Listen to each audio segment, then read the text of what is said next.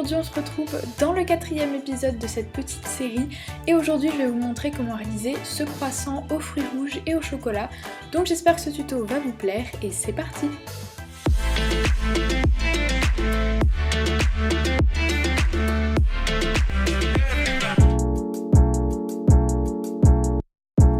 Pour le matériel, vous aurez tout d'abord besoin d'un mélange noir, bleu et translucide, également d'un mélange noir, violet, rouge et également translucide, et pour finir d'un mélange de rose et de translucide pour faire les fruits rouges.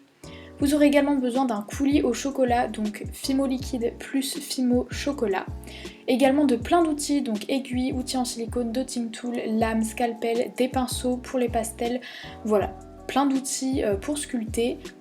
Et également des pastels pour la coloration du croissant. J'ai également oublié de le préciser, mais il faut aussi de la pâte champagne. Tout d'abord, on va venir faire un croissant et pour cela, j'ai fait un tuto il y a 2 ans maintenant. Mais voilà, j'avais fait un tuto sur les 3 viennoiseries et voilà, je montrerai dedans comment faire un croissant. Donc je vous invite à aller voir dans la barre d'infos, il y aura le lien. Et donc une fois que vous avez réalisé ce croissant à partir du tuto que je vous ai montré, il suffit de le couper en deux à l'intérieur du croissant, donc dans la partie un petit peu courbée à l'intérieur. Et tout ça avec un scalpel. Et ensuite au fur et à mesure que vous allez couper, vous allez agrandir avec un outil, donc moi je l'ai fait à l'aiguille, mais voilà, vous allez agrandir le trou pour voilà, commencer à l'ouvrir sans déchirer la pâte pour éviter de déformer le croissant ou tout simplement de trop déchirer les côtés, puisqu'on veut vraiment juste une petite ouverture. N'hésitez pas à faire des entailles également sur les angles en fait pour aider l'ouverture du croissant.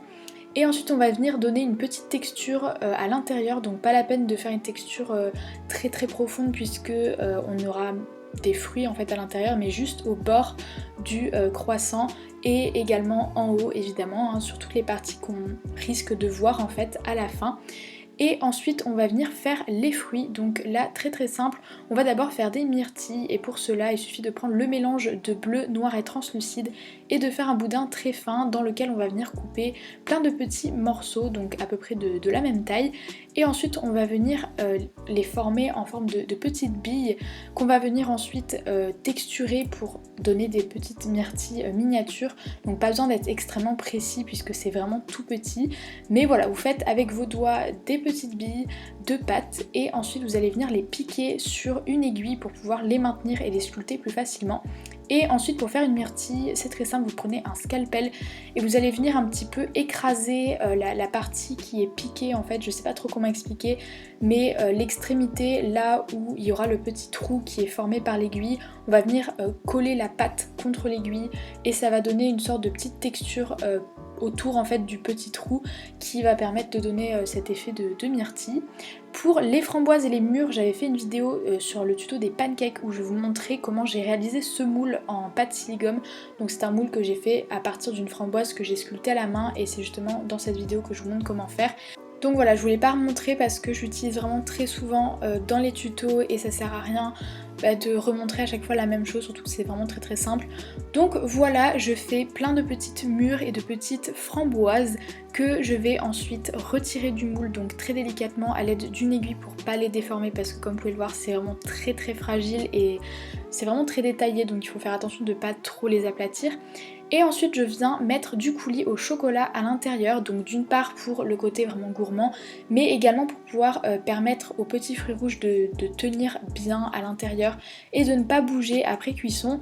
Et je viens ensuite tout placer à l'intérieur, donc de façon assez aléatoire, mais en même temps un petit peu organisée, voilà, pour qu'on voie bien les différents fruits, que ce soit assez esthétique mais que ce soit pas trop organisé non plus. Donc voilà, vous les mettez un petit peu au hasard et puis ensuite vous les rebougez un petit peu comme vous le souhaitez.